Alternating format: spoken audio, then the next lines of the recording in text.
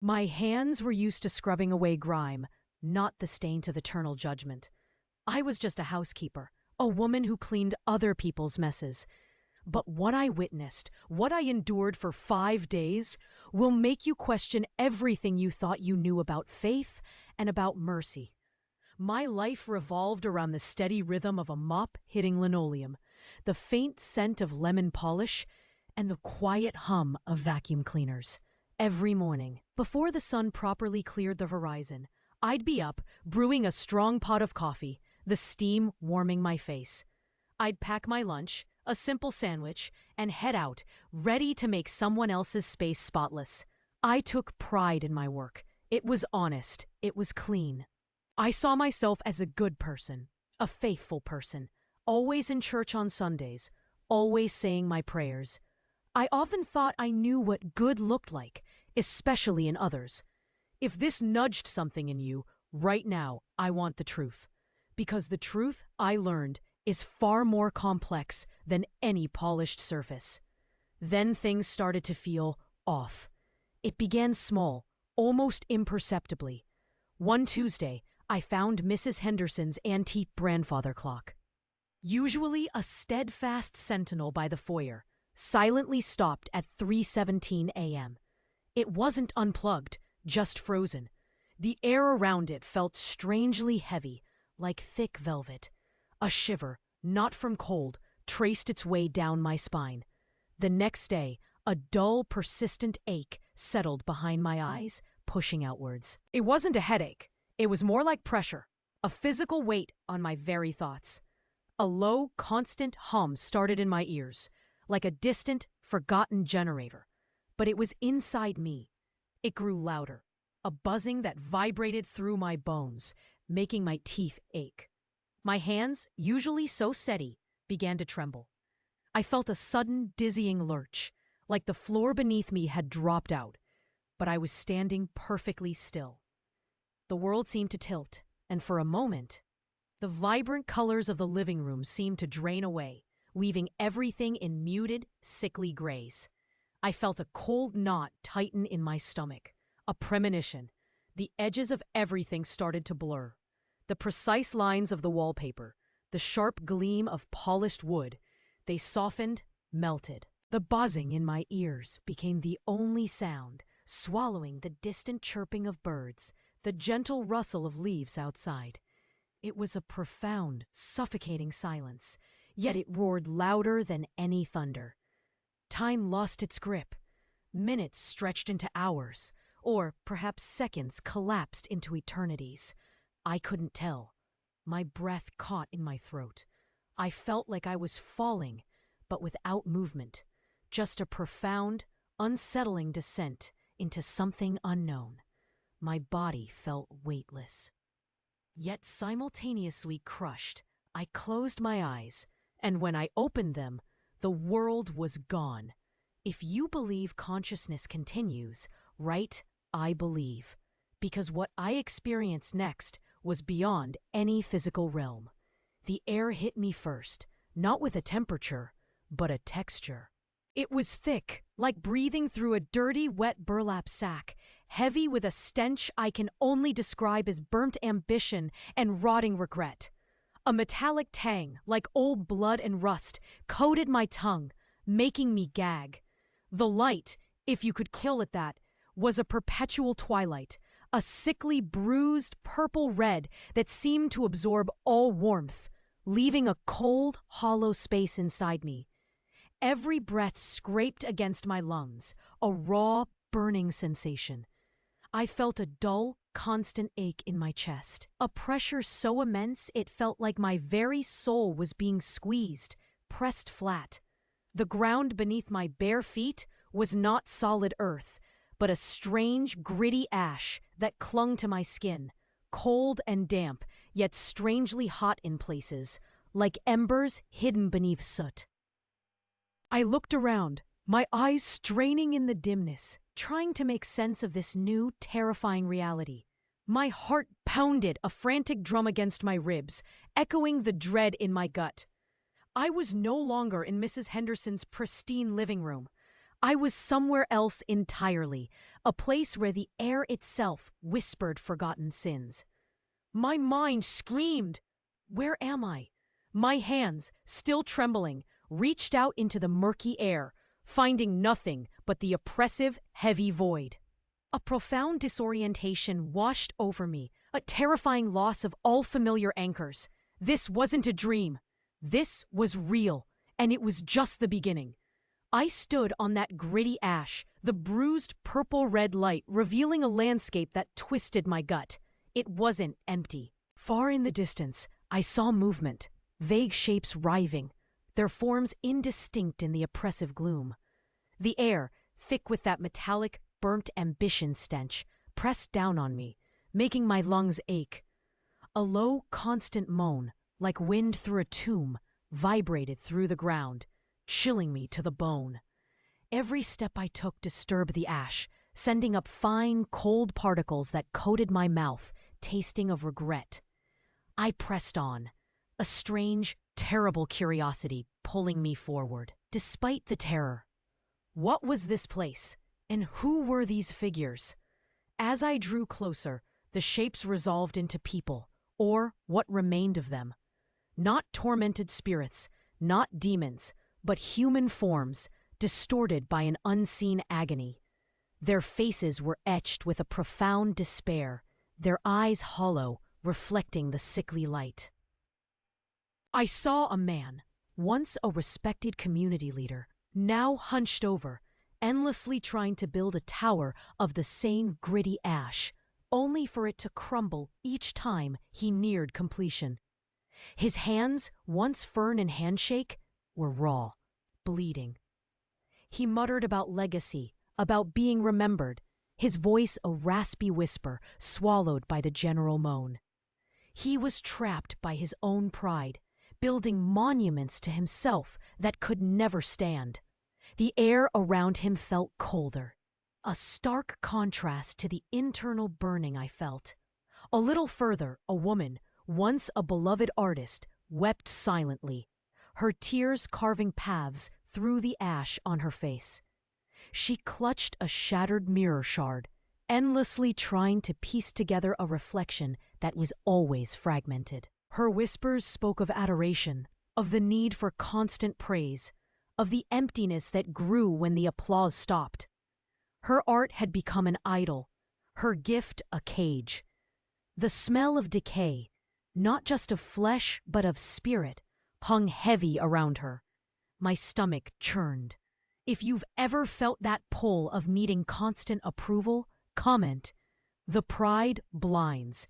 It's a subtle poison. I saw a young man, a charismatic communicator, trying desperately to shout into the void, his voice hoarse, unheard. He gestured wildly, as if still on a stage, but no one listened. His words, once so persuasive, now dissolved into the heavy air, meaningless. He had twisted truth for personal gain, weaving comfort into lies, and now he was condemned to an audience of none. The silence was his torment. This place wasn't about physical torture, not in the way I'd imagined hell. It was about the soul's unraveling, the eternal confrontation with one's deepest moral failures. It was a mirror, reflecting back every hidden motive, every subtle deception. Then, a movement caught my eye. A group of figures huddled together, distinct from the others. They wore tattered remnants of what looked like clerical robes, once white, now stained with the omnipresent ash. My heart skipped a beat. They were men I recognized, or archetypes of men I recognized. Leaders, pastors, men who had stood in pulpits, their voices booming with authority, their hands raised in blessing. Here, they were on their knees, not in prayer, but in abject terror. Their faces, once so composed, were contorted, pleading. Their pleas weren't for mercy for others, but for themselves. "I taught the word," one rasped, his eyes darting frantically. "I led the flock," another whimpered, his hands clawing at the gritty ground. But their words held no power here. They were just echoes, weak and desperate, swallowed by the suffocating air. The sight shocked me to my core. The revered, the righteous, here?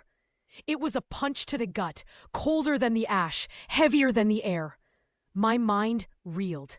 I had always admired them, held them in high esteem. My own self-righteousness, my quiet judgment of others, suddenly felt like a thin veil, ready to tear. If this part reached you, give a like now, so I know I'm not alone in this unsettling truth. Because what I saw next made me question everything I thought I knew about spiritual authority. The pastor's pleas were like a broken record, a desperate, hollow sound in that oppressive twilight. Then, a shift. The air, already thick with the stench of burnt ambition and rotting regret, grew colder, a chill that sank deeper than my skin, reaching into my bones. A shadow detached itself from the gloom, not a solid form, but a denser patch of that bruised purple-red light coalescing. It didn't speak with a voice, not audibly. Its words were thoughts, sharp and cutting, echoing directly inside my skull. Look closely, little cleaner. The thought slithered, cold and mocking. You see their decay, their grand pronouncements, their pious faces, all a lie. But what about your clean hands, your spotless floors, your quiet pride in being good? Is that so different? A wave of nausea hit me, stronger than before, as if the air itself was pressing down, trying to crush my chest. The low moan that vibrated through the ground seemed to amplify, becoming a chorus of whispers, each one hinting at hidden faults, at secrets I kept even from myself. This wasn't just an accusation. It was a temptation to despair, to believe that all goodness was a sham, that even my humble efforts were tainted. If you've ever felt that corrosive doubt, that whisper telling you your efforts are worthless, comment "Livra me do ingano." Because the deception here was profound, aiming straight for the heart. The presence seemed to expand, filling the space, its coldness seeping into every pore. It didn't need to touch me. Its very essence was a chilling embrace. You judged them, didn't you? The thought continued, dripping with venom. Their grand sin. But your small judgments? Your quiet satisfaction in their downfall? Is that not a sin of pride too? You scrubbed away dirt. But what about the stains on your own soul? My breath hitched. The metallic tang in my mouth intensified, turning bitter. My hands, still trembling from the earlier shock, now felt strangely heavy, as if caked in that gritty ash, though they were bare. I wanted to scream, to deny it, but no sound escaped. The pressure on my chest was immense, making it hard to draw air into my burning lungs. Its words were a chisel, chipping away at my carefully constructed image of myself. I, the faithful housekeeper, the good woman, the one who did honest work. I remembered Mrs. Henderson's polished silver, shining bright, reflecting my own pleased face. But how many times had I polished a surface, only to leave the corners dusty, hidden from casual view? How many times had I nodded along in church, thinking of the faults of others, rather than truly examining my own heart? The scent of lemon polish, usually so clean and comforting, now felt like a cover-up, a superficial mask over something deeper and more unsettling. The accuser's presence didn't diminish. It became an echo of my own inner voice, twisted. You saw the speck in their eye, it hissed. But what about the plank in your own? My mind replayed moments. The small, cutting remarks I'd made about a neighbor's messy yard. The quiet satisfaction when a colleague's efforts weren't praised as much as mine. My constant need to be seen as reliable, as righteous. A silent expectation of approval. It wasn't the grand public sins of the pastors, but it was my truth laid bare. A quiet, insidious pride. An invisible stain. The gritty ash beneath my feet now felt personal, clinging to my soles, a physical manifestation of my own moral dust.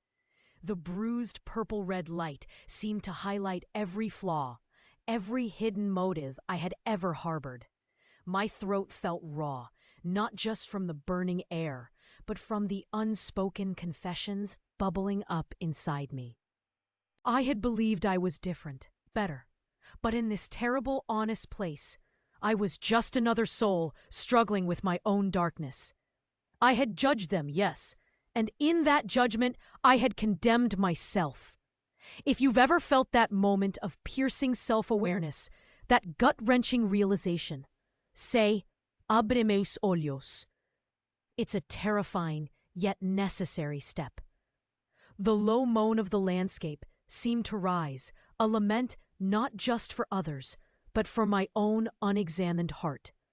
My hands, which had scrubbed so many surfaces clean, now felt dirty, not with physical grime, but with the weight of my own hypocrisy. I felt a profound sense of shame, a deep, unsettling sadness. All my life, I had prided myself on my integrity, on my simple, honest faith. But the accuser and the mirror it held up showed me a different truth, a truth that hurt more than any physical pain. My vision blurred, not from tears, but from the sheer force of this internal reckoning. I was no better, not really. I was just more subtle in my failings. This realization, this stripping away of my self-deception, was its own kind of hell. The low moan of the landscape seemed to rise, a lament not just for others, but for my own unexamined heart. My hands, which had scrubbed so many surfaces clean, now felt dirty, not with physical grime, but with the weight of my own hypocrisy. I felt a profound sense of shame, a deep, unsettling sadness. All my life I had prided myself on my integrity, on my simple, honest faith. But the accuser and the mirror it held up showed me a different truth, a truth that hurt more than any physical pain. My vision blurred, not from tears, but from the sheer force of this internal reckoning. I was no better, not really. I was just more subtle in my failings. This realization, this stripping away of my self-deception, was its own kind of hell. The mocking presence of the accuser, a cold shadow in the bruised light, seemed to swell. Its silent words were a relentless drumbeat against my skull. See? All your cleaning, all your prayers, just a performance, a hollow shell. The gritty ash beneath my feet felt like a permanent fixture, cold and sharp, a constant reminder of my exposed flaws. I closed my eyes, wanting to disappear, to vanish from this terrible, honest place. The metallic tang in my mouth intensified, bitter and acrid. I was truly lost, adrift in my own self-condemnation. My chest ached, a deep, dull throb, as if my heart itself was bruised. I just stood there, paralyzed by shame, feeling the heavy, suffocating air press down. Then a shift. It wasn't a sound, not at first. It was a hush. The low, constant moan of the landscape didn't stop, but it seemed to recede, as if a gentle hand had muted its volume. The cold, mocking thoughts of the accuser, which had burrowed so deep, suddenly felt distant, like echoes from another room. A warmth began to spread, not the burning heat of the embers under the ash, but a profound, comforting warmth that started in my chest and radiated outwards, chasing away the bone-deep chill. It felt like sunlight after a long, bitter winter, a gentle, healing heat. The air, still thick, seemed to lighten around me, carrying a faint, clean scent like fresh rain on dry earth, cutting through the stench of burnt ambition. My eyes fluttered open. The bruised purple-red twilight had not vanished, but within it, a soft, pure light began to glow. It wasn't blinding, but it illuminated everything with a clarity that was both piercing and gentle. It drew near, not as a form, but as a presence, vast and ancient, yet intimately close. It was not the accusing hiss, but a quiet, resonant voice, clear as a bell, yet deeper than any ocean. It spoke, not into my skull, but into the very core of my being, vibrating through every cell, every hidden corner of my soul. It spoke in simple, undeniable truths, words that felt like a verdict, yet also a lifeline. Your hidden motives are known, the voice resonated, not with anger, but with profound, sorrowful understanding. My knees buckled. The ash no longer felt sharp. It felt like a soft cushion beneath me. My love is enough. This phrase, so simple, yet it shattered the foundations of my pride, my constant striving, my need to perform. It was a truth I had heard countless times, yet never truly felt until this moment. The pressure in my chest eased, replaced by a strange, quiet ache, a yearning. Find true rest in surrender. 3 short sentences, 3 hammer blows that broke me open, but also began to mend. If you've ever felt that raw, undeniable truth hit you, say the truth liberates. It was a liberation I never knew I needed. My understanding wasn't intellectual. It was a gut-wrenching, soul-deep knowing. I understood. All my striving, all my careful cleaning, all my quiet judgments. They were just attempts to earn a love that was already freely given. My self-righteousness had been a thick, grimy film over my own eyes, blinding me to both my true self and the boundless grace offered. The verdict weighed heavy. The clarity of my own failings, now undeniable, sharp as a surgeon's scalpel. But in that painful clarity, there was a profound, liberating release. I wasn't being condemned. I was being seen, wholly and completely, and still loved. The shame didn't disappear, but it transformed into a sorrowful repentance, a desire to be truly clean, not just on the surface. I surrendered, not with a grand gesture, but with a quiet, internal collapse. My shoulders slumped, my head bowed. The tears came then, not of fear, but of profound relief. Washing away the bitter taste of self-deception, the warmth of the voice enveloped me, a gentle embrace that held me in my brokenness. The gritty ash still clung to my skin, but now it felt less like a mark of shame and more like a reminder of where I had been. My heart, once a frantic drum, now beat with a slow, steady rhythm, a pulse of genuine humility. My lungs, which had burned with the stench of regret, now drank in the clean, fresh scent, a promise of something new. If this decision is yours, right, Jesus, I choose you. Because in that moment, I chose truth. I chose surrender. I chose genuine peace over the illusion of perfection. The silence that followed was not the suffocating silence of the void, but a deep, resonant peace. The accuser's presence had vanished, dissolved by the pure light of the voice. I felt small, insignificant, yet utterly cherished. The weight of my own hypocrisy, which had pressed down on me like a stone, lifted. I was empty. Yes, but it was an empty space waiting to be filled, not with my own efforts, but with something far greater. The realization brought a strange, quiet joy, a sense of belonging I hadn't known was missing. It was a moment of absolute truth, stripped bare of all pretense. And I knew, with every fiber of my being, that this was just the beginning of a different kind of journey. A jolt, sharp like static electricity, ripped through me. My body convulsed. A sudden, desperate gasp for air. My lungs, which had burned with that putrid stench, now pulled in cool, clean air. A sweet, life-giving breath. It felt like nectar after that thick, suffocating darkness. The familiar ache in my lower back, a constant companion from years of scrubbing floors, returned.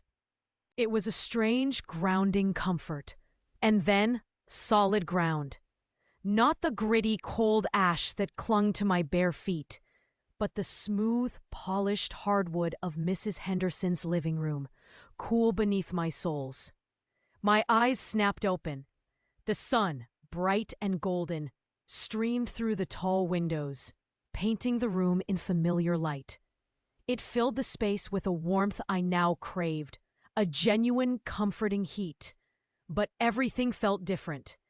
The antique clock, still stopped at 3:17 a.m., held a new, profound meaning. The true sanctuary, I realized, isn't a building you enter. It's a heart made clean by genuine love and forgiveness. A place no outward grime can touch. Was it a dream? A hallucination brought on by exhaustion? My mind screamed for a logical explanation, for the comfortable lie. But the metallic tang, that taste of burnt ambition and rotting regret, still lingered on my tongue, a phantom bitterness. A cold, damp residue, like old fear, clung to my skin. A memory of the oppressive air. It was real, too real to ignore. It had changed me fundamentally.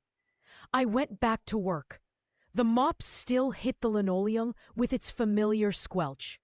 The lemon polish still scented the air, a clean, sharp aroma. But my hands felt different. My heart felt different.